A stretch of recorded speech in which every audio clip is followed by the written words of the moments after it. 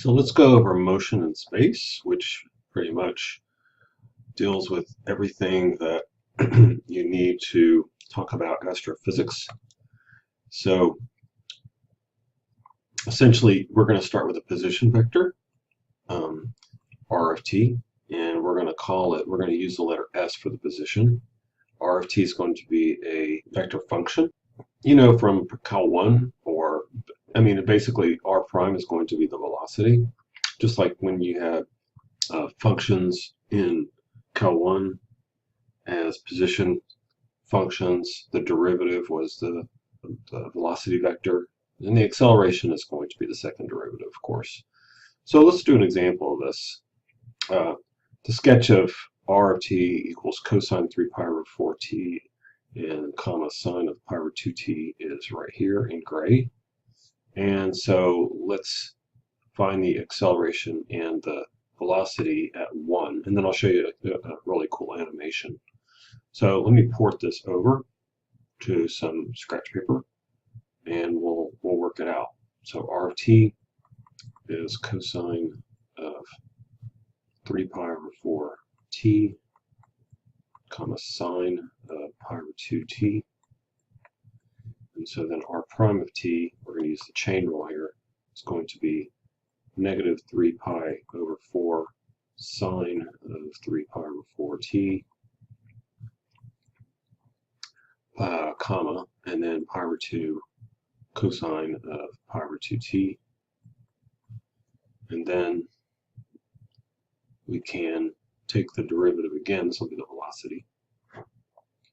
So now if we take the derivative again, okay, so we use the chain rule again. So it's going to be 9 pi squared over 16 negative cosine of 3 pi over 4t, comma, and then pi squared over 4, it's going to be negative also, sine of pi over 2t, like this. All right, so what I want you to notice is that the acceleration here, so we have the velocity vector and we have the acceleration vector, both. What I want you to notice is that the acceleration vector is negative. It has the form negative a comma negative b, like this. And so what this says is that since R of t points outward from the origin, if you look, R of t will have, this is not lying on a circle by any stretch. This is not a circle. It's this figure here. But R of t, for the most part, points out, and then A of t points in, like this. So let's look at finding the acceleration and the velocity vectors at 1, like I said, and then we'll look at the animation. So v of 1, we're going to take v, which is here. Let's just plug in 1, will be, let's see, I'll do the math and then I'll come back to the video. Okay, so if you want to pause the video and see the math that I've done, you can, go ahead. But what I want to show you is that the velocity vector has an x component, but of course the x and a y component, but the y component is 0, and so that's borne out by this drawing here, that it goes only in the x direction, and it's negative, but it goes nowhere in the y direction. Okay, so that's that. All right, so I'm going to do the same thing for the acceleration vector here. It's acceleration vector. And I'm going to pause the video and come back. So far this is what I have, A of 1. So let's go ahead and multiply this out. We get positive 9 square root of 2 pi squared on the top over 8, comma, negative pi squared over 4, like that. So this is the acceleration at 1.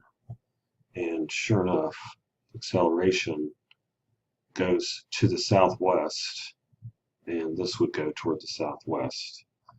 It's over in the x direction and down in the y direction a certain amount, and so it's going to look like something like this. But then you put it on the graph, so then you have your some sort of crazy graph, and then if you're looking at it at a certain point, you draw where it's at, just like they did here.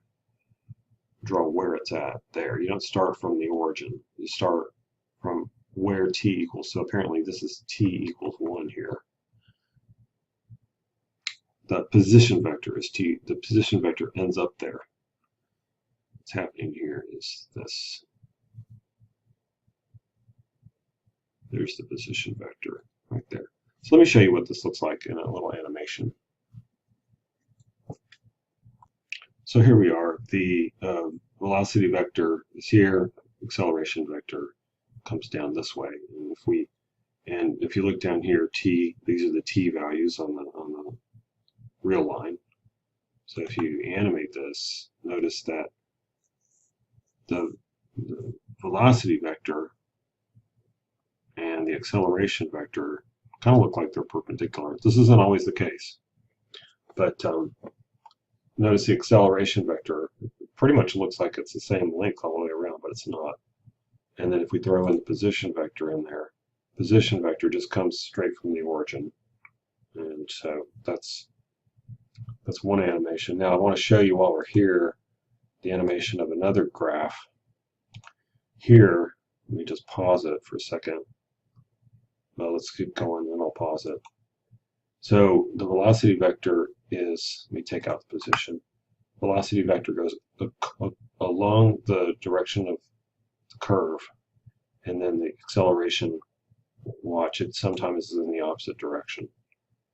So the velocity vector goes along with the curve because it's your tangent vector, but here the acceleration vector is going the other direction. And I think whenever you do the math on here, the acceleration will be back the other way, because when you take the second derivative of t squared, well, let's just look at this for a second. We got t cubed and t squared. So let's find some room to do that one and see what's going on there.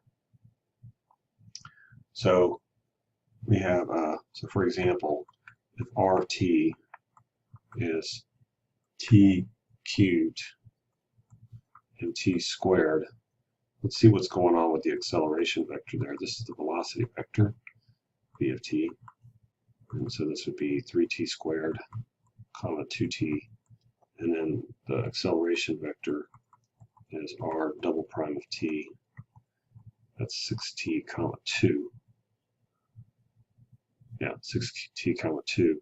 So here it is. So when t is negative, t is less than 0, the acceleration vector is going to be a negative number. So it's going to be a negative number, comma a positive number. And so when you're over here, on this side of the graph, so it kind of looks like this, the acceleration vector is going to go in the negative direction and then up in the positive direction. So it's going to be this way and then this way. So it's going to be pointing backwards like that. And that explains it. So whatever this graph is modeling, that's what's happening. So we can bring it back. I'll show you, just animate it a bit. When we're on the left side of the origin, the acceleration vector points back. And then we're on the right side, of course, it goes the other way. There's other graphs as well, like this one here, but we'll get to this in just a minute. All right, so let's pause that. All right, so that's that. So then there's some other ones here. These here, let me show you one of these. This is where they give you the velocity. I'm sorry, they give you the acceleration. And they're asking you to find the velocity and the position vectors. So let's do one of those. So let me pause the video. Let me port one of these over real quick. Okay, so here we are. So a of t. Let me use black. So a of t is, looks like it's going to be sine of t, 2 cosine t, and then 6t. So when you find the integral of this, integral of a of t, that's going to be your velocity vector. So the integral would just be negative cosine t, let's see, 2 sine t, and then t squared over 2 would be 3t squared. Now this is plus some constant vector. So a constant vector, we'll call it constant vector 1. So it says right here v of 0 is negative k. So v of 0 is negative k, so it's 0, 0, negative 1. But if you, so this is the part that's given, this is given, and then if you plug in 0 here, you get negative 1, 0, and 0, plus some constant vector. You add a constant, right? Okay, so first of all, this is the part that we derived from what we knew. Okay, so if you just subtract one from the other, so what I want to do is I want to pull this one over. So that would be positive 1, 0, 0. We add these two together, we're going to get 1, 0, negative 1. That is C1. So I'm just solving for C1 basically. And now the velocity vector is negative cosine t plus 1, comma, 2 sine t plus 0, comma, 3t squared minus 1, like that. So that's my velocity vector. All right, now we want to find the position vector. So to find the position vector, we just take the integral of that. So r of t is the integral of v of t dt. So this will be negative sine t, taking the integral. So the integral of cosine is positive sine, so plus t, comma, and then integral of sine is negative cosine, so negative 2 cosine t, and then, let's see, t cubed, so t cubed minus t.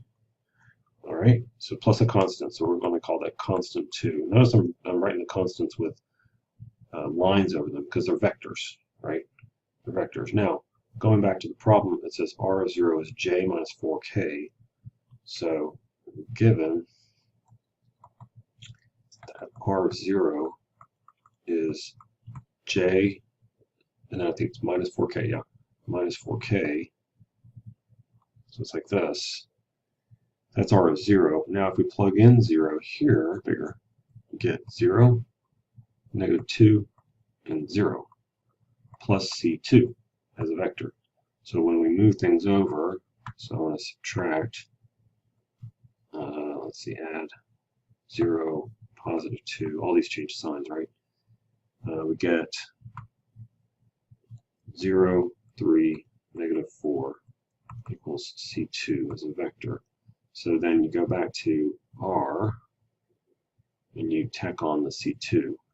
So r will be r of t is negative sine of t plus 0, negative 2 cosine t plus 3, and then t cubed minus t minus 4, like that. We're adding the c2 vector to the interior of this. We're adding the c2 vector here that we found to the interior. And then we get that answer there. There's your answer. Okay, so that's how you do those. I just wanted to point that out. I wanted to do one because the constant vector kind of can be confusing. So we know that force is mass times acceleration. So let's use this to do this example problem right here. This is really cool. This problem will show us a lot. All right, so let me pause the vector of my port. Okay, so here we are. So we know that force is the mass times the acceleration. All right, somehow this little object ended up in there. All right, so we're going to show that the force acting on the object, given that F is that it's directed toward the origin. Alrighty, so the object moves in a circular path around, and the path is, so let's look at r of t. Path is a cosine of omega t comma, a sine of omega t. This a is not the acceleration. It's just a constant. So we take the derivative, and that will give us this omega. It looks like a w, but it's actually an omega in Greek. Let's see, we'll get negative a w omega, excuse me, sine of omega t, comma, a omega cosine of omega t. And now when you take the derivative again, so that's the velocity, here's the acceleration. We get, let's see, omega negative a omega squared cosine of omega t, comma, and then it's negative a omega squared sine of omega t. And so what, if you notice, let's see, sine and cosine here, if you look at the very beginning, this is just the original, so this is equal to, let's see, the original is a, if we take out, if you look at the original here, let's take out omega squared and a negative, so it's negative omega squared, and we get a cosine of omega t, comma, a sine of omega t, which is just r of t. So this is negative omega squared times r of t. So what this is doing is saying that the acceleration here, the acceleration vector, is just the, so here's the acceleration vector. It's just the position vector times a negative omega squared. Omega is positive. It's the angular momentum, the angular speed, excuse me. So what this is basically saying is, if you have a position vector pointing outward, like this, then according to how the path, how the particle is moving, your acceleration vectors are all pointing inward, like that, because they are a negative constant, negative positive constant times r of t. So essentially, if r of t is pointing this direction, then a of t will be pointing in the opposite direction. It's not the same length, but it's just pointing in the opposite direction. Okay, so that's that problem. So let's keep going. Let's see. You'll probably see something like this in the homework. What's the speed, the minimum? The speed is just the length of the velocity vector. So I'm not going to worry too much about these because I want to move on. But I do want to show you how this projectile motion is obtained. These two are obtained here. So pause the video and read that, and then I'm going to port these over, and I'm going to prove to you where that comes from. Okay, so what's happening here is that you are looking at an object that is being propelled by some force. Okay, well, it's fired, right? It's a projectile fired with the angle with an angle of elevation alpha.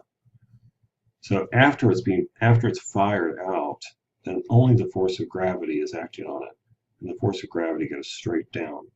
So we have force of t is mass times acceleration of t, and so the acceleration is just gravity at this point. So it's mass times gravity, and this is going strictly straight down. It's the only force acting on the object is gravity at this point, is the weight. So we've got to convert this to a vector 0, comma, mg, like this. It's negative, it's negative, it's negative.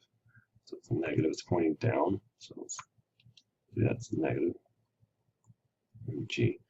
All right, so the masses cancel, and we get the acceleration is just 0, negative g, like that. So now when we find the velocity, which is the integral, we get 0, negative gt plus a constant. Let me put this over. So, and when you do v of 0, so v of 0, that's v naught, that's the initial velocity. Initial velocity. Then when you plug in 0, you get 0, 0 plus c. So apparently c is going to be v naught. So when you write v of t out, so I'm going to pull this over. When you write v of t out, you get 0, negative gt plus the initial velocity. The initial velocity is going to be a vector though, okay, right? These are vectors, sorry. Okay, so now we find r of t out of this. So r of t is the integral of what we have here, so that will be 0, negative g t squared times a half, right? T squared over 2, taking the integral, plus v naught t plus some constant. We're going to call these constants, well, we'll call it constant d. Let's just leave it that way. And that is also a vector. All right, so r of 0, this is the initial spot. So initial position. R of 0 is 0, 0 plus 0, the 0 vector that's coming from here, plus d. Now, d is 0 because it started out at 0, right? It started out at 0. So all this is just 0 anyway. So therefore, r of t is 0, negative 1/2 gt squared plus, and then I'm going to write it like tv, like this, tv naught, like that. Okay, so for a minute I'm going to write, so I'm going to let v naught, I'm going to let the length of that, I'm just going to let that be v naught, like that. Okay, so we know from, where does this come out, Trey or Precal, that v will be then, sorry, v naught will then be v naught cosine of alpha, v naught sine of alpha. Let me show you where that comes from. So in general, if you have a vector like this is vector v, and we're going to say this is the length of v here, and that this is alpha here, that v can be written as the length of v cosine of alpha, the sine of alpha, like that. And so that's what we're doing here. We're just moving that through. It's the length of v cosine of alpha, length of v sine of alpha, and then we're looking at it like this. So just v cosine alpha, v sine alpha. And in this case, it's v naught. So that's how we got this here. All right. So now let's put all that together with r of t. So let's come back down here. So therefore, r of t becomes, let's see, 0, negative 1/2 gt squared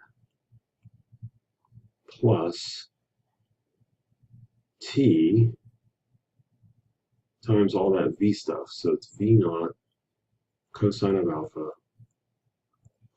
v naught sine of alpha. And so what we get when we add these two together is v naught cosine of alpha times t plus, comma,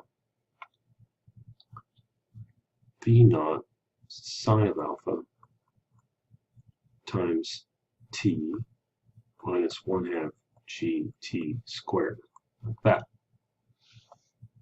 So that's where they obtain the x of t is v naught cosine alpha of t times t, y of t is, and it's usually written like this, negative 1/2 gt squared plus v naught sine of alpha t.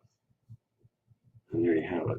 Now, normally in an algebra class, you look at an object that's been thrown up and then comes straight down. That initial angle is 90 degrees. And so when that's 90 degrees, sine of 90 is 1. And so you'll have, and the cosine of 90 is 0, so you'll get x is, cosine of 90 is 0, so you get x is 0, and then y is negative 1/2 gt squared. The sine of 90 is 1 plus v naught t. So this is for an object projected straight up.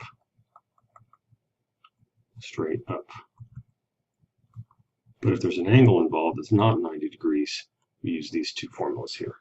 So that's how they're derived. Okay, let's move on to something else. So what I want to remind you of, I want to show you a little bit about what the acceleration and velocity vectors are in terms of this Frenet frame that we went over in the previous section. So what we've got here, if you look on the right, the unit tangent vector is the blue vector. So the tangent vector is going to go along with the curve. If you notice, the tangent vector is obviously tangent to the curve, and it's going in the direction of the curve the whole way.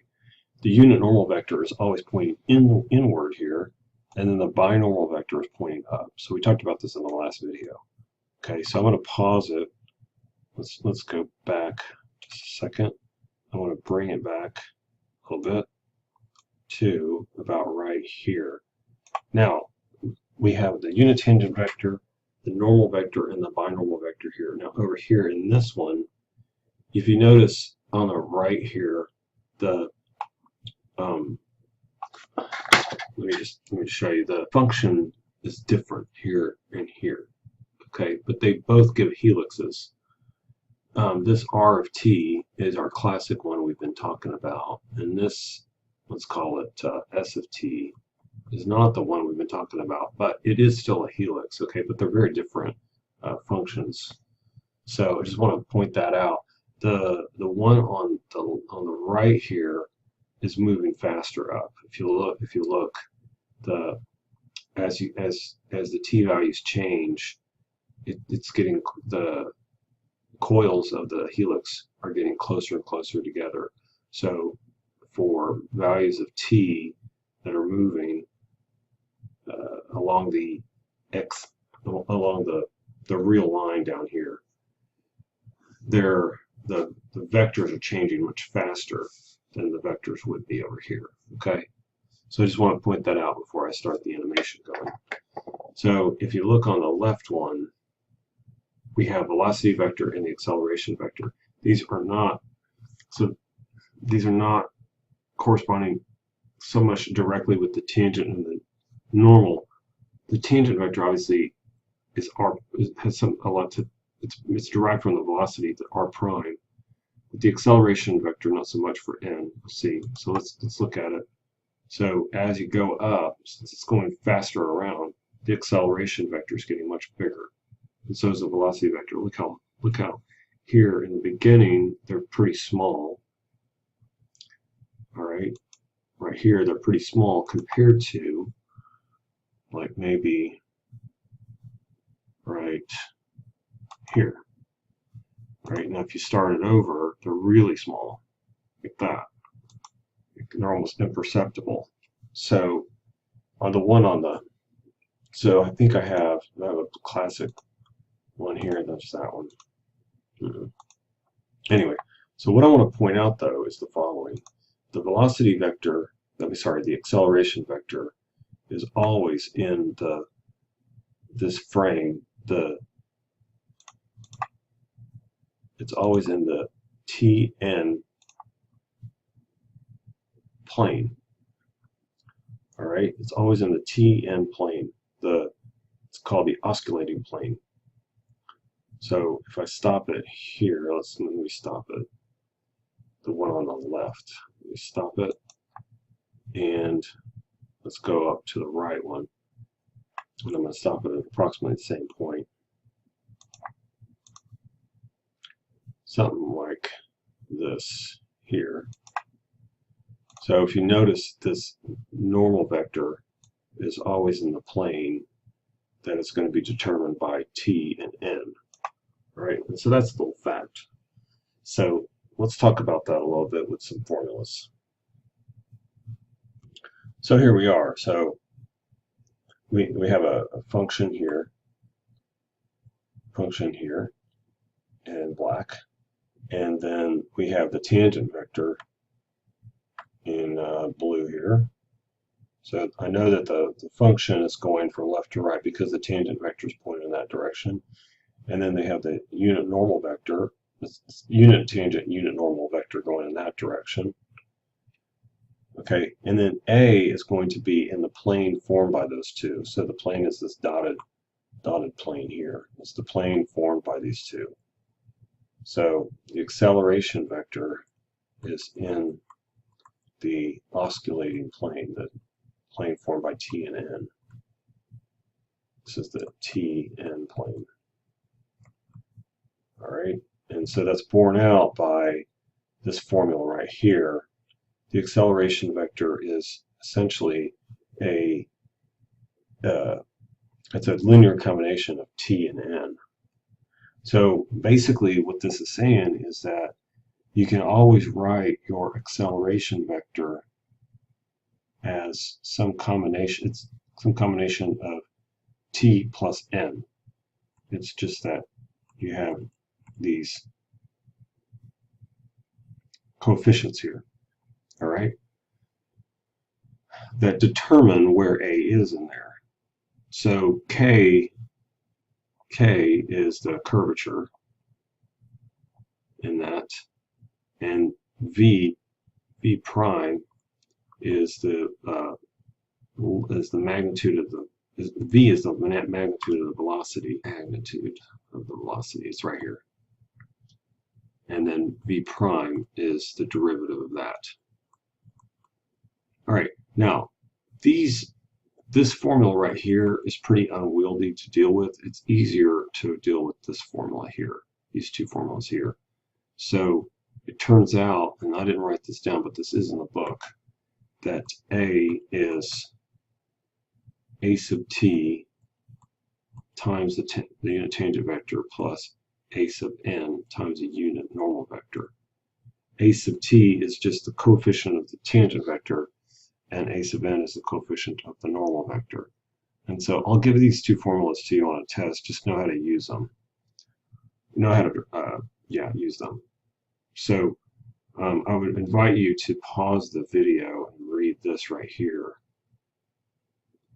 And it just talks about how this up here makes sense. Okay, this right here makes sense. All right, so let me do an example of this for you. Let's not deal with the helix at this point. Let's try another one. How about this one? This one looks good. It's RT is T2 e to the T and then E2T, like that. I think this one gets complicated, so we'll see. All right, so with that said, I'm going to port this one over and we'll work on it. Okay, so let's just do it right next to it. So I'm going to use this formula here for A sub t. It's R prime dotted with R double prime over R prime. So A sub t is R prime dotted with R double prime over R prime, the norm of that. So when we find R of t, we find R prime is 1, 2e to the t, 2e to the 2t. And then our double prime is 0, 2e to the t, 4e to the 2t. Now when we dot these two, r prime dotted with r double prime, we get 0 plus 4e to the 2t plus 8e. When we dot that, we multiply, so it's 4t to the 4t.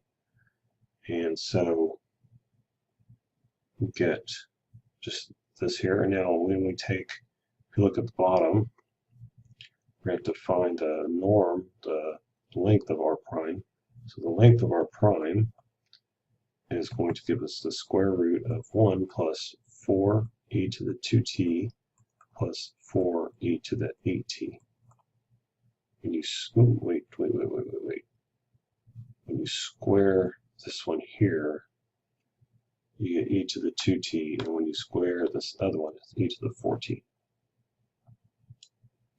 14, like that.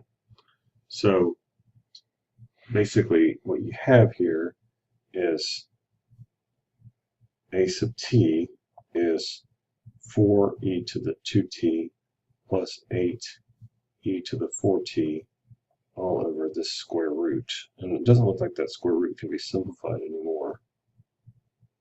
So we'll just have to work with that.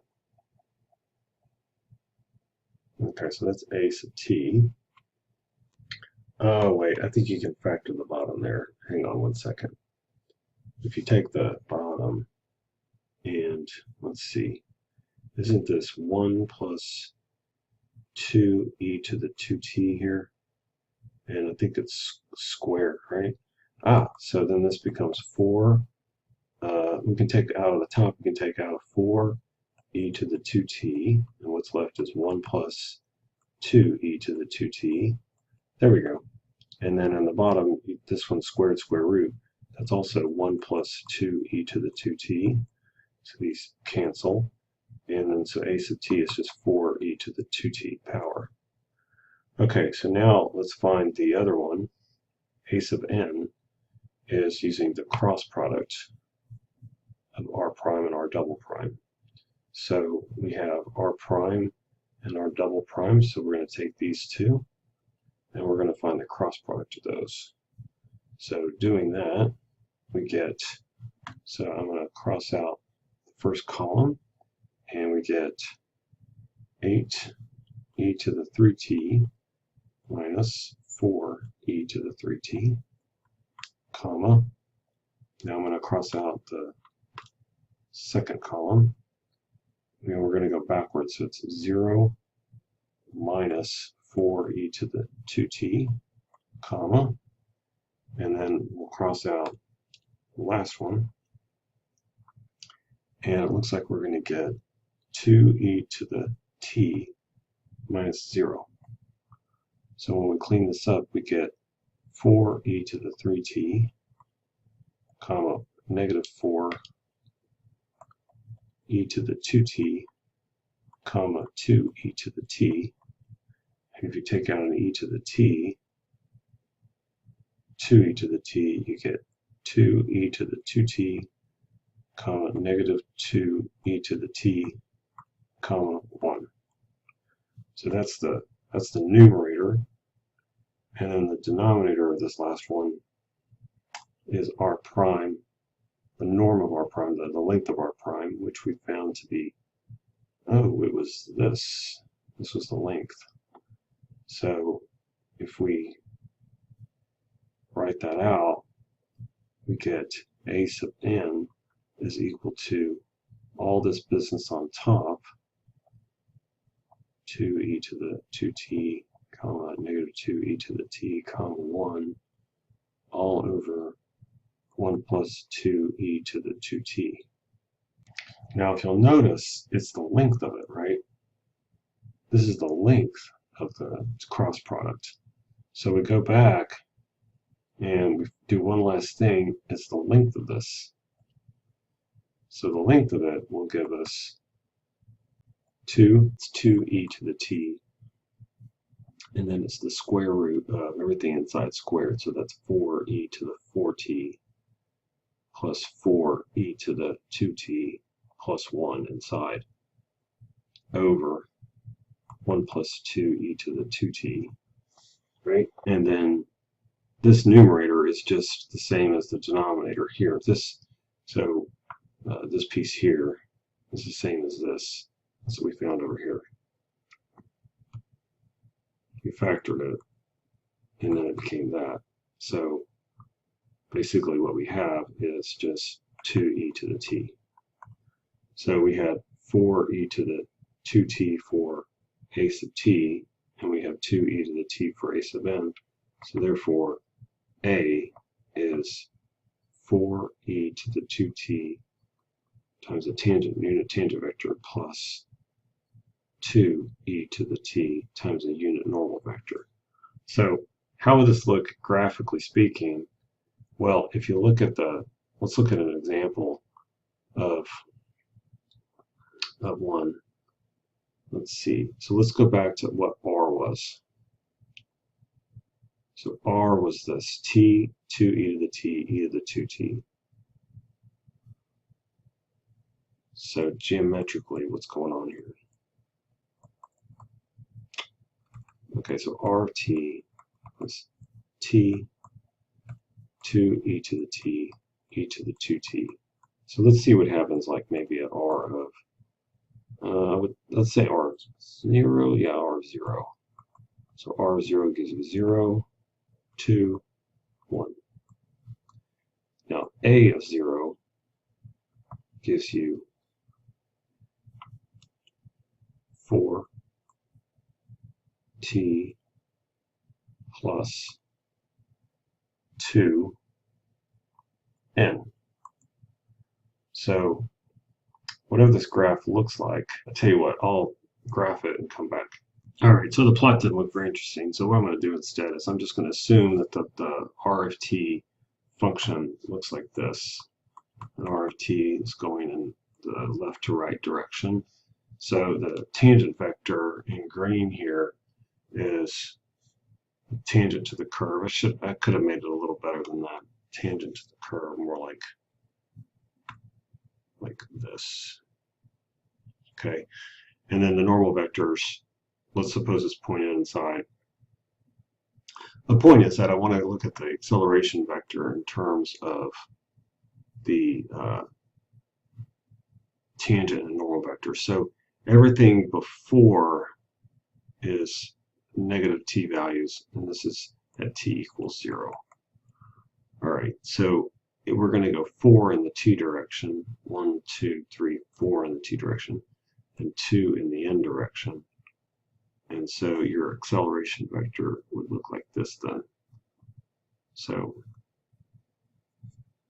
this is how it's done, where you are looking at how the tangent and normal plane, the oscillating plane,